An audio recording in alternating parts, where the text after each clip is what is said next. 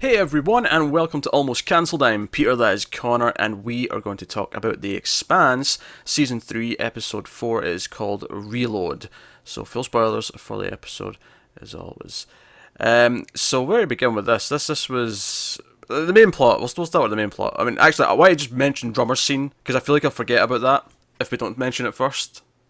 Yeah. Because it's on its own, it's separate from everything else, but we know she was sent out to get the Novu back, and we get like a sort of thrilling sequence of them like tilting it with the little thrusters and everything Yeah, else. they're there and they come out retrofitting it. Yeah. So not a lot to say. It was a nice purely visual thing at the Yeah, start of the episode. It was it just looked good. a little bit of a spectacle to kick us off with.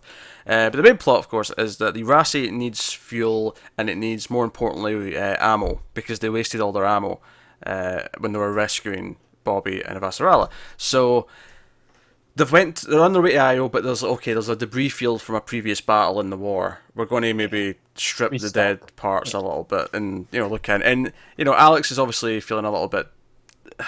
Just it's hitting him. He's seen like he's because as he even says, he's like, I'm trying to think if I recognize these Martian soldiers. Have I served with them? These are people. Yeah. It's not something he's happy about doing, but he's not necessarily debating over it either.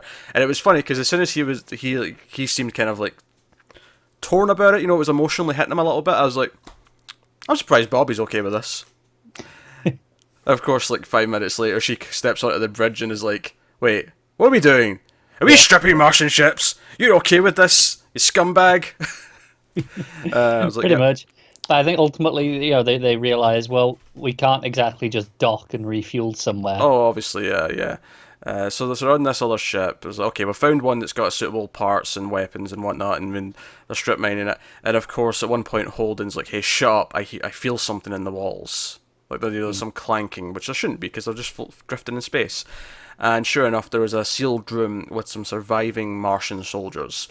And it becomes, I mean, they're still doing everything they're going to do, but they also rescue these soldiers. And a big bulk of the episode is these 3 Martians on the ship, and ultimately them deciding to try and take the Rossi back once they realise that this isn't just a... Because they keep saying, oh, I knew Mars wouldn't leave us behind, and, they're all just sitting there awkwardly going, yeah, Mars didn't leave you behind, sure. Yeah, awkward. And, Bobby notably stays away at first, but Alex speaks to them and tries to sort of like... And they get offended almost that he's still wearing a Martian uniform, and...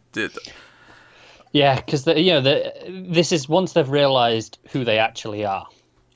They kind of put 2 and 2 together, figured out who this ship is.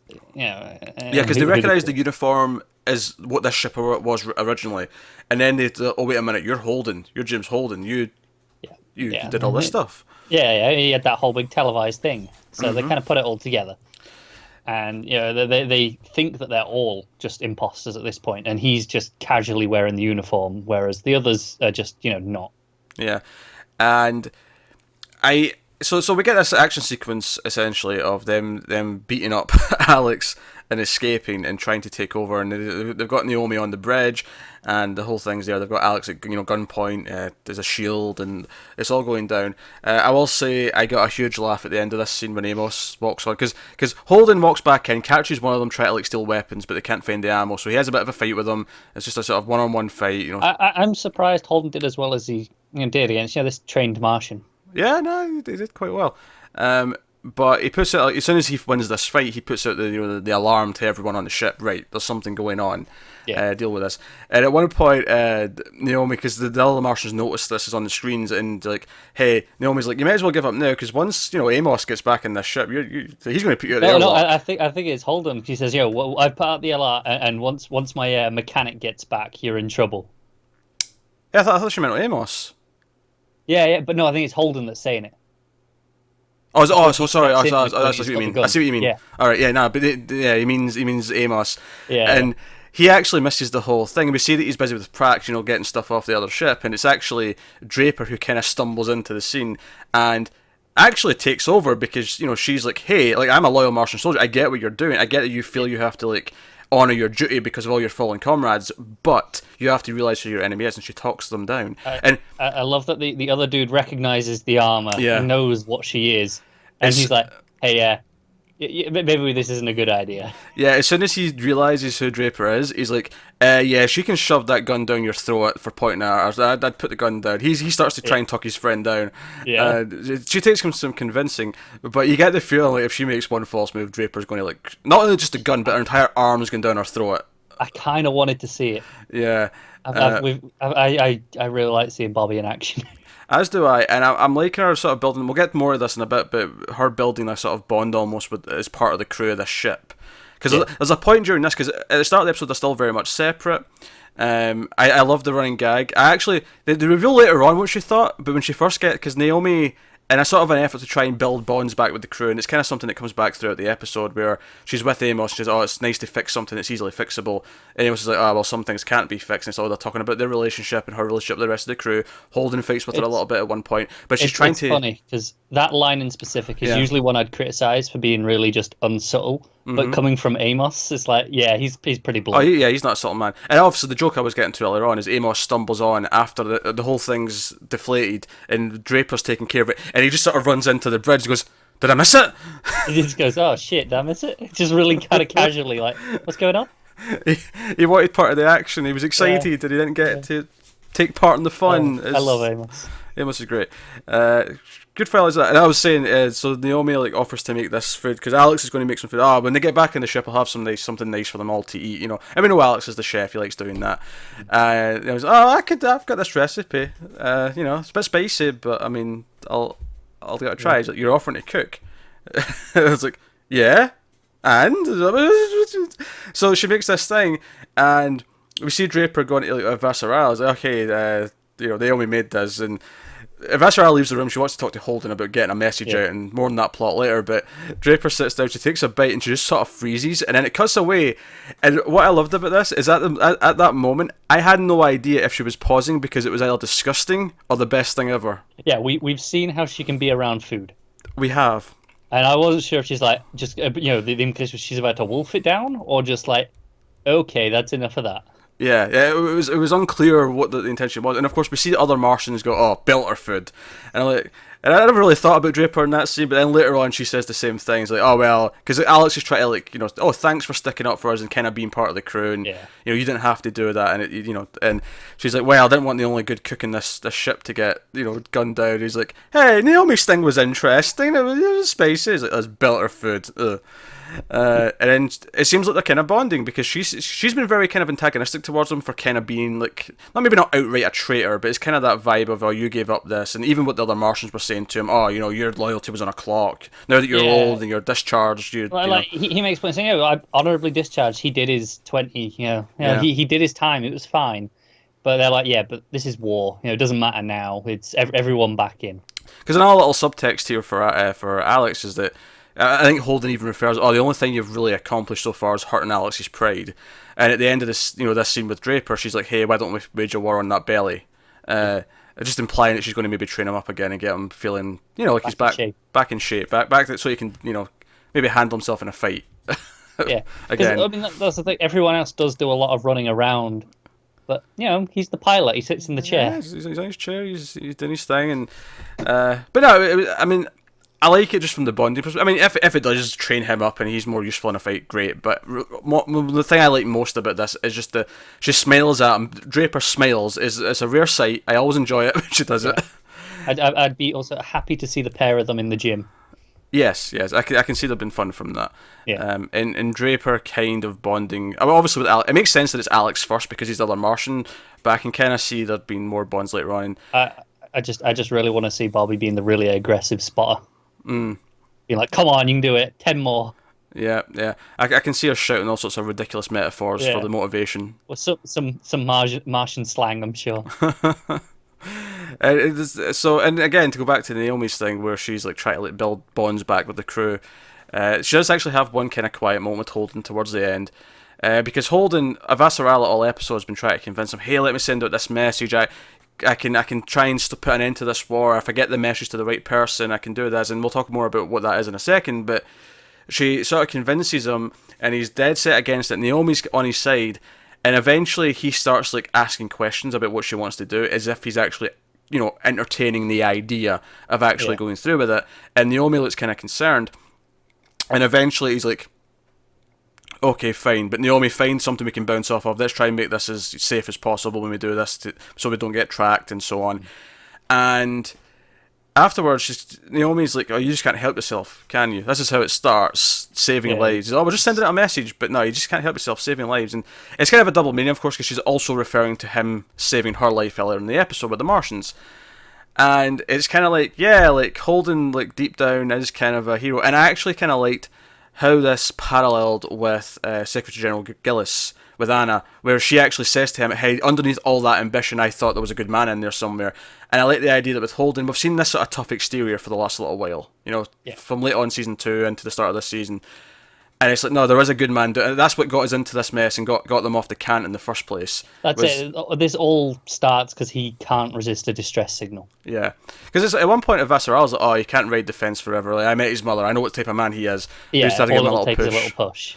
Yeah. And I think the idea that he will ultimately end up trying to do the right thing always, even if he's trying to resist it and refuse it out of logic, out of, let's just survive. But he can't help himself. When he's in the situation, he'll just do it. But what I liked about that, though, is when Naomi does bring this up, it doesn't actually... It sounds like at first she's almost grilling him for it, but it kind of isn't. Like, the more it goes on, it's more like of an acknowledgement of that's who he is, and she almost appreciates that's who he is. Definitely. So I'm kind of excited to see them, as a group, kind of form again, have these new members kind of integrate. I don't know how long Bobby and Avasarala will be with them, because I imagine if Avasarala leaves, Bobby will probably go with her to protect her. Unfortunately. Even though I like the idea of them sticking around and being one crew for the rest of the show, quite frankly.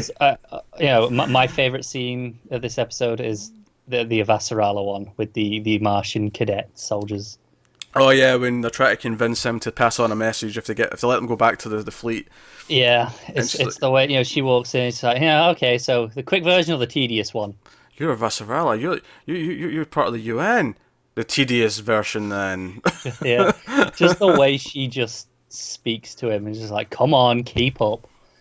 Like she's talking to a 3-year-old is fantastic. Yeah, well, because what she's asking him to do is to get his commanding officer to send a message to a UN commanding officer who we know, Souther, who we forgot to talk about Cotillard's plot last week, but this is a neat way of ever to tie it in. Mm-hmm. It basically summed up to Cotillard starts talking to him kind of behind Admiral Wynn's back, because Admiral Wynn's kind of clearly there under Ehrenreit's kind of orders to sort of keep control of things. But Souther's clearly showing that there are still people in the UN and on Earth's fleet that are on her side and are allies, and that was kind of the main gist of it. Also, Cotillard's alive, I guess, is the other big main. And correct me wrong, he killed the dude that he escaped with. Because the other dude was basically flat out admitting that he was not going to be able to not talk. Yeah. He was going to reveal everything, and Cotillard kind of has to do the dark, good guy, semi-bad guy thing. Snap. Yep. For the greater good, right? For the greater good. It definitely paints him as more of an anti-hero than an actual hero, though. Certainly. Yeah, it paints. He's the man who'll do what has to be done. Yeah, because he is kind of Avasarala's enforcer. Yeah, but that's the thing. If Holden and his crew were in that room helping, if that was like a debate, whether or not what they should do with them, that would not have been how it went down. There would have been more of a. Unless Amos just did it before anyone could stop him. We've seen that happen before as a possibility. Yes, that's definitely a possibility. But no, so she's telling him this, and he kind of agrees, and they send him off on the other ship, and that's how we wrap up that. And now all the stuff with the Martians, like try to take over the ship, and seeing Draper step up and actually be the one who de-escalates it. I mean, it makes sense because they're Martians and she kind of has like experience there and a camaraderie they have a genuine respect for her in a way they don't for the others. But I think on top of that, I like the idea that she actually was able to help the crew with something. Like, they were screwed in a situation and she came in and made sure it happened with no lives lost, no serious injuries, nothing. Yeah. So a little bit of a bloody nose for Alex, and Holden too, I think, got a bit of a bloody nose from he did, yes. He got elbowed in the face a few times, but nothing too serious. Which actually reminds me, when Amos does show up, he actually drags the body of the guy who get knocked out. He's carrying it really casually as well. Just slows it down. Nothing. Yeah. Did I miss it? I love it so much. Amos never change. So yeah, we mentioned who Avasarala wants to send a message to. That is Anna, because she sees this speech that Gillis gives. He's addressing the committee, and it's for everyone. This is well, I say worldwide, solar system wide. I presume this went out. I would assume so. And it starts off her speech. It's all very righteous on the level, and then there's a moment where he starts getting aggressive towards Mars, and you can just see her look. Her reaction is like, "I didn't write this half." Yeah, and I think what's worst is she mentions how he twisted her words. I think she wrote the core elements of it, and he just twisted, and he took the structure and the flow of her words. By he, we mean Ehrenreich here, not Gillis. Yes, of course. Yes. Yeah. Because Ehrenreich is sitting next to her, and he has that smug, dickish little smile, which actually leads to probably my favourite line of the episode. As much as I love Amos, and I love Draper, and I loved all those things, Anna turning around to Ehrenreich saying, "You don't get to speak to me again, ever," and then just immediately talking back to Gillis. That was a little satisfying. I was like, no, you don't get to speak to me. Shut up. That was pretty good. My favourite line is still, Avasarala, the tedious version. Then. No, that's good. I can't deny the characters in this show do have their good lines. They do. But no, that really got me. And she's angry at him. She's like, "Oh, I'm done. You're twisting my words." She has this, and it's funny because she's calling her wife, and they have this heartbreaking thing where she's like sort of realizing that she's like, is this like universe trying to prove to me that I've not changed enough, that I'm susceptible to the same things? Is this to put down my ego? Is this God doing this? Yeah. And she's like, "Oh, I love you, I'm coming home," and her wife kind of cheers her up, and I'm like, she's going to get the call from Avasarala in like 30 seconds. You can tell as soon as it got, because it starts with her all angry and ranting, and then she softens up and is like, hey, I forgot to ask, how are you? And then they get all sweet and lovey-dovey, and it's like, okay, this is too nice. Something's about to go wrong. Yeah. Yeah. There's clearly a reason why she can't go home after this. And of course, because Avasarala has sent her the footage of Ehrenreich basically confessing to like starting the war and like trying to kill Avasarala that we got at the end of season 2. She also showed that to the Martian cadet, who presumably now understands that maybe they can end the war if they sort out who's behind everything and so on. I think it's obviously the fact that Anna has this message proves that the Martian he did his job. He passed it along. Yeah. Because there was a bit of doubt, I think, from the crew of, they were saying, we just have to hope they do their job, and that ultimately they didn't know for sure if they would. They might have just gone, well, we're back now. We can just pretend it didn't happen. Get on with the war. Yeah. I do actually like that because Avasarala's watching this speech, and it's when it cuts to the crowd and the footage. She sees Anna, and she's like, "Oh, I recognise her. Like she could be an ally. She could be important." And I like that. I like that she immediately recognised that, okay, there's someone in there who can actually be a voice of reason and maybe try and sort some of this shit out. Because she even recognises when he was speaking, she heard Ehrenreich's voice coming through him. Absolutely. She heard his words, his manipulation, all of his stuff, and I think it's good stuff, and it plays to like their political sparring since the start of season 1, where he seemed kind of sleazy, but you weren't sure how evil. And then in season 2, they made it look like he was going to kind of fess up to everything that he was kind of part of. But then he went proper full heel when he was like, "No, I'm just going to kill you." Yeah, he sent her off to die. So all that interesting stuff. It's exciting. I think I enjoyed all the Martian stuff. I enjoyed the political stuff. Like I say, Anna talking down to Ehrenreich and not taking his shit is glorious. I'm looking forward to more of that. More fighting between them, please. Always. Yeah, oh, definitely. And of course, the other thing we have to talk about is Mao back in Io. He's getting all the kids ready to go. He's ordering Strickland around. I like that. He seems very genuine at this point. Yeah, but when he's talking to May, he's really heartfelt and genuine. Like if he last episode when he said okay, this is too far, we're doing the wrong thing here. I believe he meant it. Oh yeah, I do too. I believe he means it in this episode. I believe that he is mad at Strickland when May runs off and finds this door that she thinks her friend's in, and he's like, "Oh, I can't get in here. Why am I locked out of this? Get Strickland here!" Like, I believe he's dragged here. Yeah, he is angry. He is, he is ready for all this. And it's funny. They go in the room, and you see that the kids got like bloody hands, and I was like, "Oh, what's he done to himself?" That was my first thought. Because we saw him a little bit earlier doing the talking like it was very robotic, almost. Yeah, Mechanical. yeah. And of course, in the past, we've talked about how the protomolecule kind of has a hive mind that all communicates with each other, and they kind of realize what's happening. He's talking to the rest of the protomolecule in this scene. Yeah. And I love that you know what he's done just before it shows it, because he talks about, the easiest Yeah. way to learn is dissection and reassembly.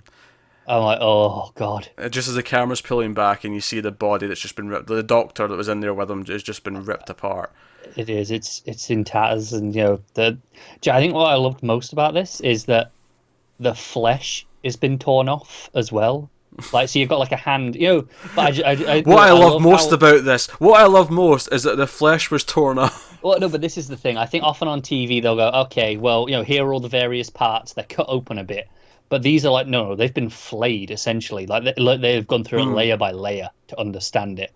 I'm like, okay, that's pretty creepy, and I love that. That's creepy. I do like it. And Mao's reaction to this is where he's almost being sympathetic. He seems to actually care about the kid. He's almost being sympathetic. Oh no, wait, you were right. This is progress. We could understand the protomolecule with this kid. This is great. Like, he's not even hot. I mean, he gets little May out the room quite quickly. He does. He is like, all right, get her out of it. And he does seem to have some level of care for the children that are still out there. But now that he's seen proof that this might actually work, well, is he going to be open for the rest of the kids to be experimented on again? Oh, I don't know. This is the thing, because he makes a point of saying, this kid is the key to understanding it. Not this project in general, not these other kids. This person in front of us is the key. So it's just what'll happen when this inevitably fails. This kid, if he dies from this, whatever happens. Yeah. What does he choose to do then? Does he go, right, another kid? Or does he go, well, we did our best? I feel like the show isn't going to continue if he just says, oh, we did our best, let's pack it up. Well, but that's the thing, because it's worth noting that, Strickland continued this off That's without true. him. That's true.